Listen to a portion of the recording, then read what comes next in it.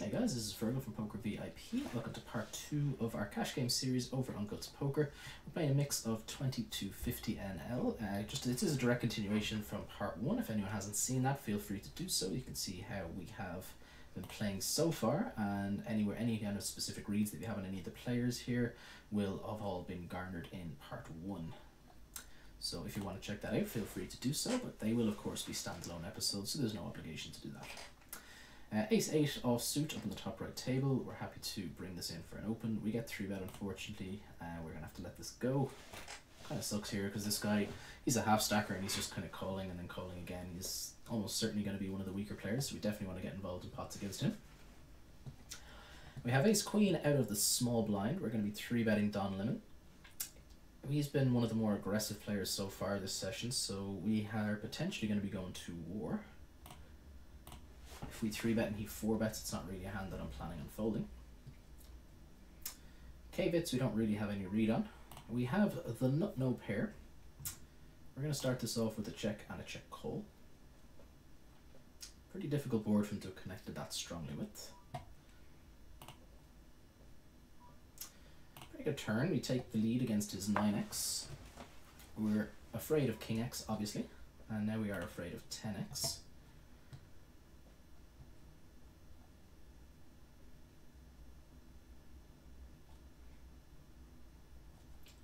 I don't envision we're folding here. We'll see his sizing if he does elect to bet. I don't think we're planning on folding there. I mean, if he goes particularly enormous, we'll consider it. But even if it does go enormous, it just kind of looks somewhat bluffy. So I think we were planning on calling down there versus most sizings, and he did in fact have the 9, so we got a little bit lucky. 6 jack offsuit, we will let go, and King 8 suited on the button. It's reasonably playable.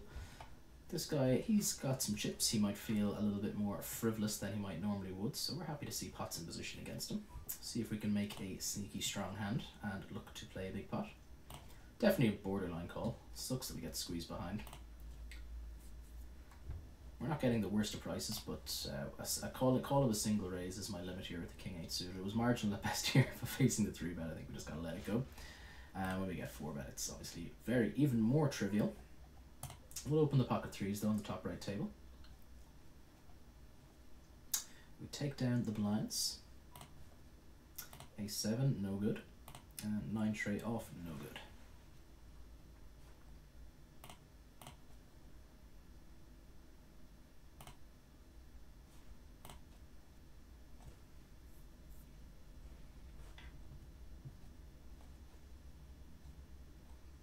Potential pop ruin here in the ace-high board when it goes 3-way and we see bets, but nope, just bet, fold, fold. No action. 5 jack in the big blind offsuit. Not much we're going to be able to do here. If we get a walk, that would be fantastic. A6 suited, we will bring this in for an open. Definitely don't mind just taking down the blinds here. We see a flop. We'll fire out at least one bet here on this flop. With the potential to fire on multiple barrels. We do not have to. That queen would have been a card I would be barreling for sure. And King 3 offsuit, we will fold from the button. Ace deuce is going to be good enough to open from the cutoff. 10-3 on the bottom right table, we will just be letting this one go. Even face the min open, like obviously we're getting a very good price, but it's obviously a completely trashy hand. Ace queen in the small, almost certainly going to be playing this one.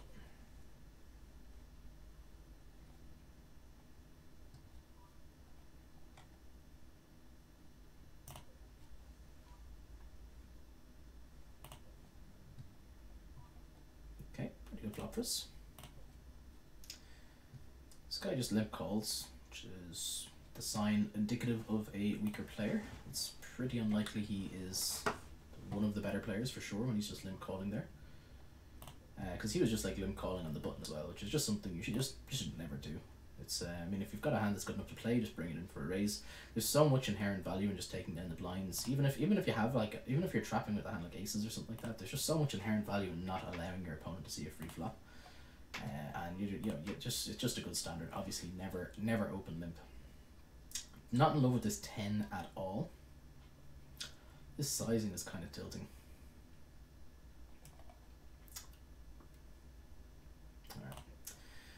Alright, we fold, we fold. There's too many bad rivers for us if we do. I mean, like, obviously we don't have the best hand there very often anyway, and there's just not that many good cards for us on the river.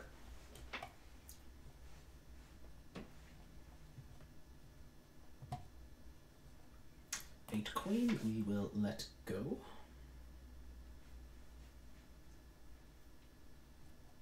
As we will the 7-6. Potential action board up on the top left table. Obviously a lot of potential strong hands possible there, but no significant action going in. 7-6 offsuit up in the top left table. Not really much we're going to be able to do here. If this goes multi-way, we'll consider seeing a flop. I mean, it's still going to be close. If this guy calls, we definitely call. I guess we're calling either way, but I'm not in love with life here. Just being out of position just sucks hard. This guy 3-bets and makes it a much easier decision for us.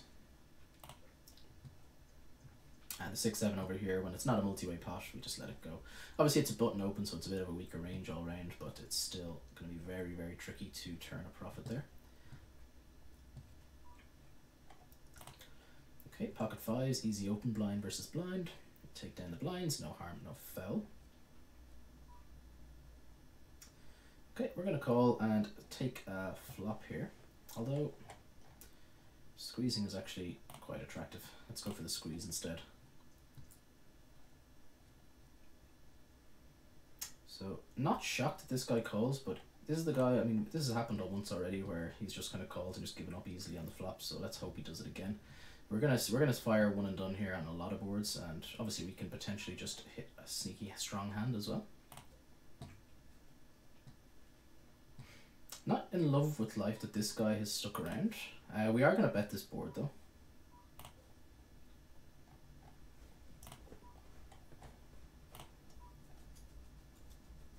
No reason to go particularly large here.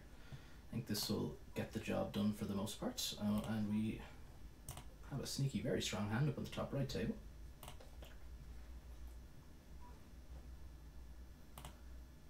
We're just going to go all in and hope he has the 10. We take it down on the bottom right table, which we love. Actually, checking here might have been better, because he always bets his 10s, right?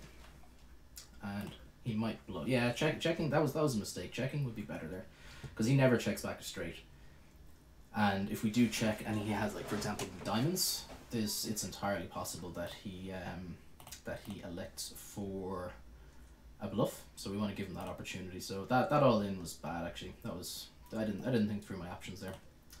It's amazing, like, how, I mean, like, I've, you know, played millions of hands of poker, but still, like, just little spots like that. If you just take an extra, like, 3 or 4 seconds to think through your options, it can make a huge difference to your win rate. Like, obviously those kind of situations, they don't come up all that often, but if you play them just a little bit better every single time, it does make it, like, it adds up and it makes a pretty big difference. So I'm annoyed at myself, but hey, these things happen. It's not gonna be the first mistake I'll make, it's not gonna be the last. Or sorry, it's not the first mistake, should I say, and it certainly won't be the last. It's knight 7 suited, one gap in the cutoff, we're happy to bring in for an open.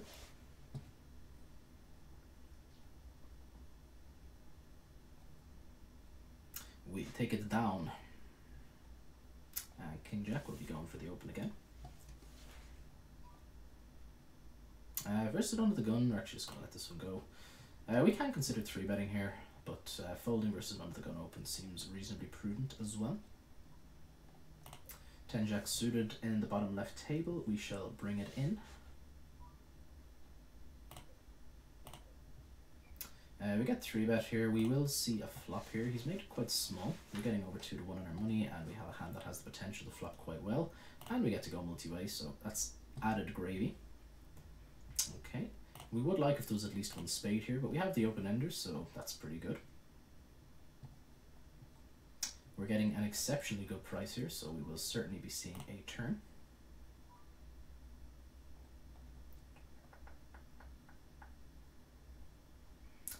So our options here now are to go for the check, or we can also lead. We are going to go for the check.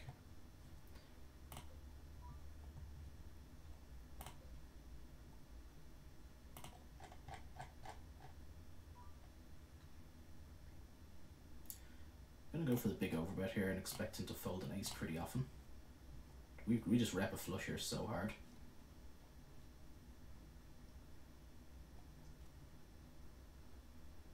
Oh, whoops. He has the top 2 pair. Honestly, I would have expected. He seems like a more of a reggish player, so I would have expected him to fold those types of hands. But so it's just hard for us to have that many bluffs there. So when we overbet, we just rep incredibly nutted.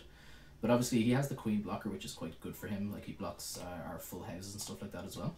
But we can definitely be playing. We can definitely have flushes that take that line. So I think if he has like ace 10, ace jack, stuff like that, he almost certainly folds. The ace queen is probably just that little bit too strong. But hey, no harm, no foul. We lose, I think that was a €30 bet plus whatever, so we lose like 35, 40 euro, almost a buy-in, but not the end of the world. That's probably put us down for the session. Yeah, we're certainly down a little bit for the session now, but hopefully we'll be able to get it back before we kick back off. The king 10, we will be going for the open up on the top right table.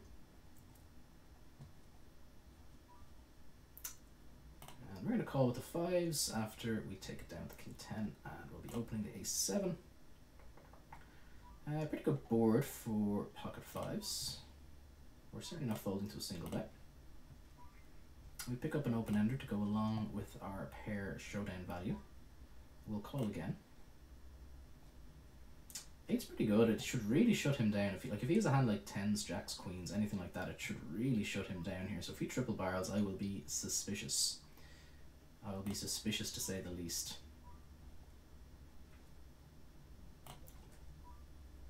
So he does slow down, which is... I mean, if he had bet big there, I don't know, we would have been in a tricky spot. I don't think we were planning on folding. We decided to peel one off here with the nut no pair and the gut shot to the nutter butters. When we even, like, kind of seems counterproductive when we do float, we hit our ace, but then when he just bets absolutely massive there on the diamond, it's just a spot where it's really hard for us to be ahead. It's kind of hard for him to have that many bluffs. Okay, let's look at the hand here. Like, he bet this flop, and then he just bombs the turn. He bombs it absolutely enormous as well. So he's just committed himself, and I just don't envision him doing that with, like, you know, if he has like king queen or something like that. Maybe if he has king queen with like the queen of diamonds, like the king or queen of diamonds or something to that effect, it's possible. But overall, I expect us to be in trouble there quite frequently, and it's really hard for him to have like a stone cold bluff there. So just letting our hand go seems more prudent than not. Okay, we peeled this turn, or sorry, peeled the flop rather. I'm just going to bet quite small here. We're just going to protect our hand a little bit. We can still get value from like ace X that I picked up a gut shot as well. If he has like ace 10 or something like that, there's a pretty decent chance he calls with overs and a gut shot.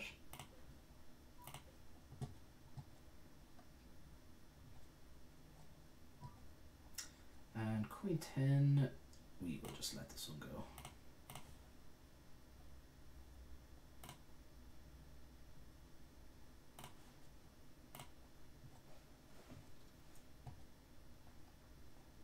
Nine 5 on the button, not much we're going to be able to do. 9-6 suited in the big blind up on the top left table.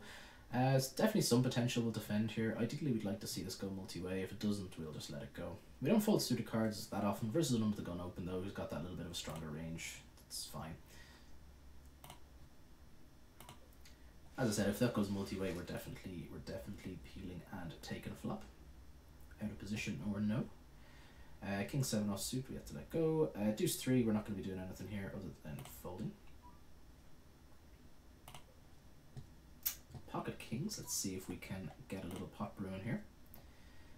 King Queen up in the top left table, definitely wouldn't mind a little bit of action here either.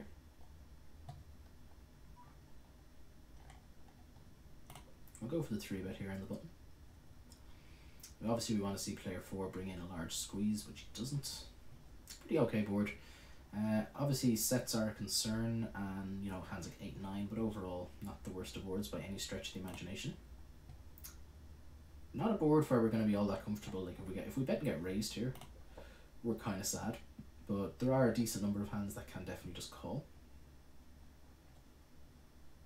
which is what we want.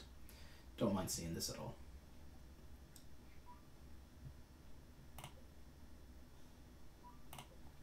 We flop a full house down the bottom right table. Obviously one of the weaker full houses that are possible to flop. We're pretty much just in check call mode here for the most part. Ugh, that sucks. The 5 we like a lot. I'm just wondering, do we potentially take this down and fold him off a chop with like a really large overbet? I don't think we do. This guy bets quite large, which is annoying as hell. I'm not a fan of just calling for chops.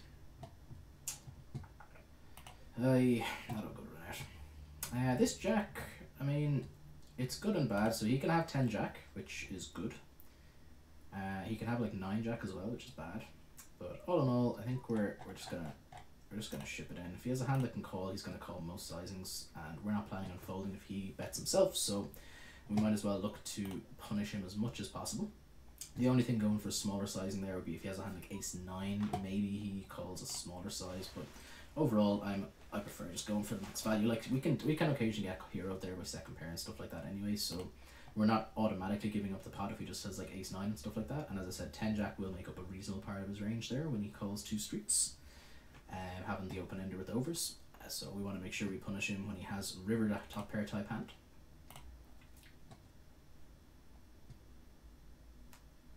Obviously sucks if he has a hand like 2 pair, like 9 jack or something like that gets there in the river. But as I said, if he has that, we're going to be losing a large bet anyway if we check, or if we bet small and he jams, like we're never folding anyway.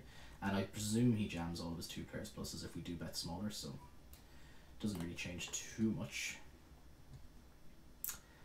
The ace 4 we let go on the button due to the early position open, and 5-8 we will also be folding.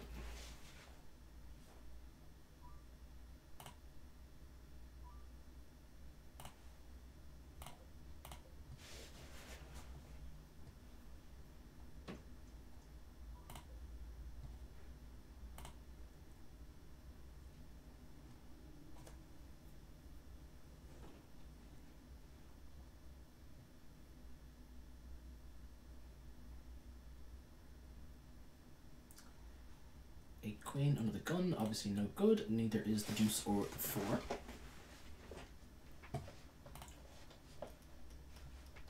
Seven, 8 offsuit in the cutoff. No, we're not planning on bringing that in. If it was suited, we obviously open it, but offsuit variety, we're happy just to let it go. Ace tray in the big blind, we shall see how the action develops. There are some scenarios where we would like to play this. We might use it as a 3-bet bluff here if the button goes for the open, which it does.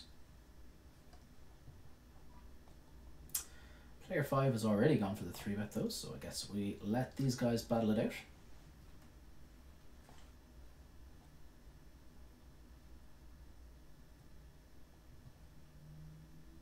Looks like we're going to have to see a flop here with the 4-5 offsuit. Oh wow, that would have been a pretty decent flop for us. How sneaky would that have been? It would have been extremely well disguised. Okay, ace jack, pretty strong potential to play, and let's see, take a flop here with the 4-5. We flop bottom pair. Depending on the sizing, we may check call 1 street. That's a really bad turn for us. A really bad turn.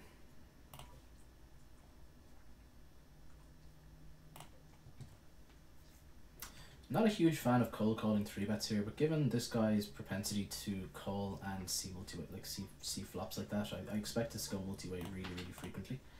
And I'm okay. I mean, it's not like an amazing scenario, but taking ace jack is fine. This guy seems to be on the slightly more aggressive side. We've seen him 3-bet a few hands now, so it's not like he's just kind of limited to nutted hands. It's just a case now of whether I want to make a play at this board. I think I do. So let's make it 480 to go, and this is very much just a one and done bet. Unless we manage to bink that ace, which we don't. Okay, bottom right table, we have picked up top 2 pair. There is a potential flush now there. And we just fold out our opponent. Obviously would have preferred to get more action there. It's not a board where I'm ever going to be slow playing really though. I'm happy just to go ahead and bet. Okay, 9-10 suited, we are going to flat call. This is the same player that we ran our large bluff on earlier on, so there are some scenarios where we can overbet quite liberally for value and expect to get called down a bit lighter. Unfortunately, Borg does not allow us to see the flop, so we are going to have to fold face due to his large size, although we were reasonably deep. Wouldn't have been obscene to call and take a flop there, but I'd be pretty surprised if we're turning a profit by doing so. And one of the worst flops imaginable for the pocket trays, we just let this one go. There are some boards where we will continue without hitting our set, but the ace king 4 ain't one of them.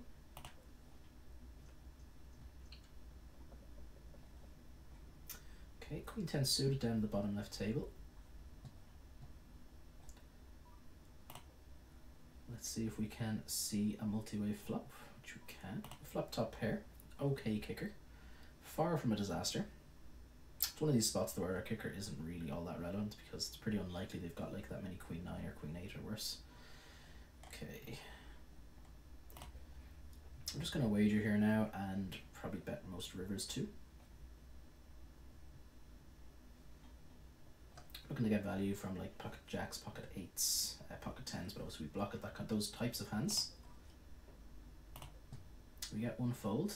Dardalane, because he checked back this flop, we're not really afraid of any, like I don't envision him ever checking back a better queen, and I don't really envision him slow playing sets or anything like that in that board on a multi-way pot either, so when this does check through, I expect to have the best hand there, the queen, really frequently, and you know, our hand is, there's way more bad cards than good cards for our hand, so there's no value really in not betting there. Just allow two opponents a free opportunity to catch up basically. Okay, we flop the toppest of the pairs with the toppest of the kickers up on the top right table. Unfortunately, no action though. Obviously a board we were really hoping to get paid on. I mean, we weren't looking to get stacks in or anything like it. It's pretty difficult to get, you know, a single pair in for stacks in a single raised pot and be ahead, but we were going to be looking for multiple streets of value, obviously. Okay, queen 8 blind versus blind. We do not fold. We flop second pair. We flop 2 pair, but obviously the 2 pair isn't all that great. We improve to a better 2 pair. We have 3 pair now. We're just going to call down here. He has the ace and the king. Nice hand, sir. Nice hand. I don't think we can really do too much different there. We're getting 2-1 with a queen 8 blind versus a very wide range, so queen 8 is going to be doing well enough to call getting such a good price. When we flop a pair there on the ace-ace-x board, we can't fold to a single bet for sure. Betting turn would have been a mistake. And then river, I mean, I don't think we can ever fold that river either. So I'm happy with how I played it all around. Ace 9, we open up on the top right table. Queen 4 on the bottom left, we let go. Don Lemon has been getting the better of us so far this session. We were doing quite well. All of our profit has been going that way. We ran the big bluff on him over on the bottom left table earlier on, where he had the ace, the queen, and we had the missed straight draw. And he's been definitely getting the better of us. Which I'm never a fan of saying, but hey.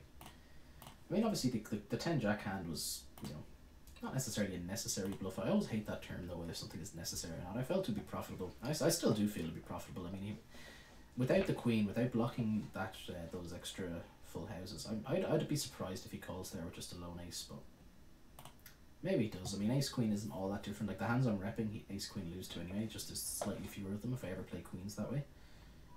But I think he can fold an ace there pretty frequently, so I'm okay with it.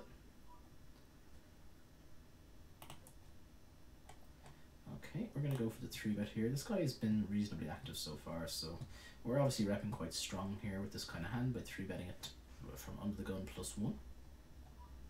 And we get the respect we deserve. Alright, we have opened the ace tray. We flop top pair with the backdoor flush draw. Betting here doesn't really accomplish too much. It bloats the pot, which we're not really a fan of doing in this with this kind of type of hand strength hand. Purely because it's you know, if we bet and get called, we're against essentially flush draws or better ace-x primarily. So when we check, more fun things can happen. We can induce some bluffs. So if he has like, you know, king queen or something like that, he might just elect to stab. And I guess we're just going to check call here again. Betting for value seems incredibly optimistic. Like, I don't imagine a hand like ace or king 9, like, you know, 10 9, jack 9, anything like that calls. He has pocket queens. I think it's, I mean, maybe that exact hand calls, perhaps. I'm kind of surprised he didn't 3-bet that pre, though. It seems bad. I feel like he should absolutely be 3-betting that hand. 6-9 suited. This guy is essentially min-open, so we're certainly not folding. We're not in love with this queen, but we don't hate it enough that we're just going to check fold. So we are going to call and see a river. The jack we don't like either. If he bets again, we let this one go.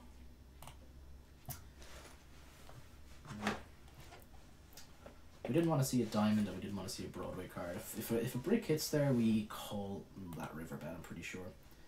He did call quite large, but I still think we're going to make that call. The jack, though, there's just some extra cards. Although, I mean, he's not really going to be betting his jacks there, so maybe I'm incorrect in saying that. But overall, I think letting the third pair go there facing a large river bet is going to be absolutely fine. We have been spewing a little bit of chips here on this table. We might need to tighten up a little bit. We've only got about 4 or 5 more minutes left to go, so let's see if we can bink ourselves a decent pot and get ourselves a day saver. I think we're down somewhere in the ballpark of €20-ish since we started this, so all of that can be accounted for with that large bluff. I keep going back to it. Oh well. Alright, 3-5 suited. We may elect to play this. If this goes multi-way, we will. It doesn't, so we let it go.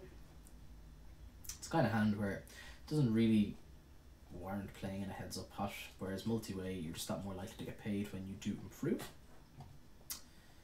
8-6 suited, we will be bringing this in for an open. If the cutoff opens, I'm happy to call and take a flop in position.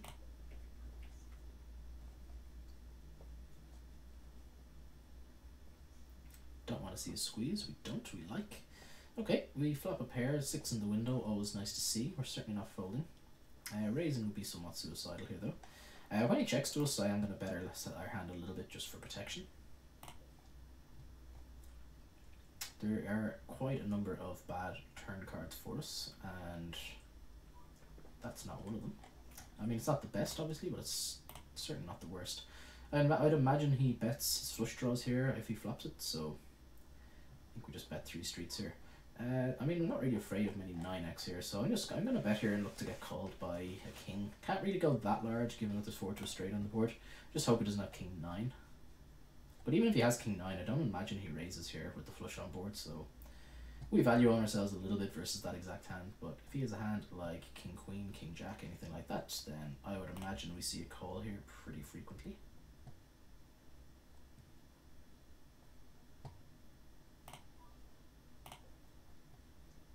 Get the fold through. So he certainly isn't folding a better hand than that 2 pair anyway, so we did have the best hand, almost certainly. So we were correct in going for value. I think my overall thought process was fine, though. It's, as I said, it's very difficult for him to have a 9, and yeah. Ace and an ace. Let's see if we can get some azione.